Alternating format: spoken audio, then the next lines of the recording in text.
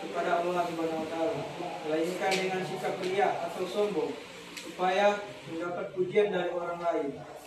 Hal inilah yang sangat menyebabkan ibadah kita tidak diterima Allah Subhanahu wa taala.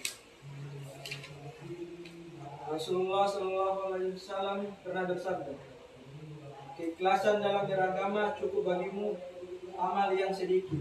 Dalam hadis lain Rasulullah Shallallahu alaihi wasallam bersabda, sesungguhnya Allah tidak menerima amal kecuali dilakukan dengan ikhlas dan harap ridhonya.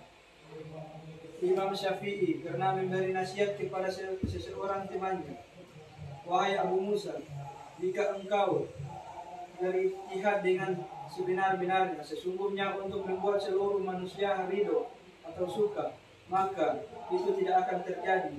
Jika demikian, maka keikhlasan amalmu dan niatmu karena Allah SWT.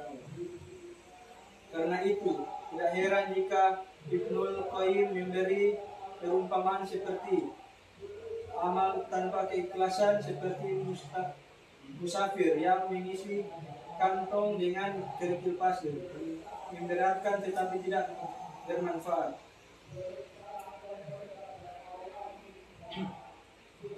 Dalam kesempatan lain ia juga berkata, jika ilmu bermanfaat tanpa amal, maka tidak mungkin Allah mencela para pendeta ahli kitab. Jika ilmu bermanfaat tanpa keikhlasan, maka tidak mungkin Allah Subhanahu wa taala mencegah orang-orang yang munafik. Dari beberapa contoh hadis di atas menunjukkan bahwa ikhlas itu memang sangat penting bagi umat muslim. Dengan melaksanakan ibadah karena tanpa rasa ikhlas dan hanya mengharap ridho dari Allah Subhanahu wa taala, ibadah kita tidak akan diterimanya. Lalu bagaimana cara agar bisa beribadah dengan ikhlas?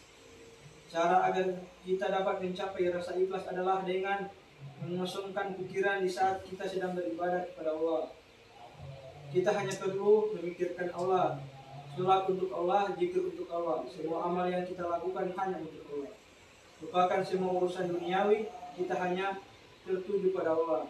Jangan munculkan rasa riya atau sombong di dalam diri kita, karena kita tidak berdaya di depan Allah Subhanahu wa taala. Rasakanlah Allah berada di hadapan kita dan sedang menyaksikan kita. Insya Allah dengan cara di atas kita dapat mencapai ikhlas, dan jangan lupa untuk berdoa memohon kepada Allah Subhanahu wa taala agar kita dapat beribadah secara ikhlas untuknya. Demikianlah yang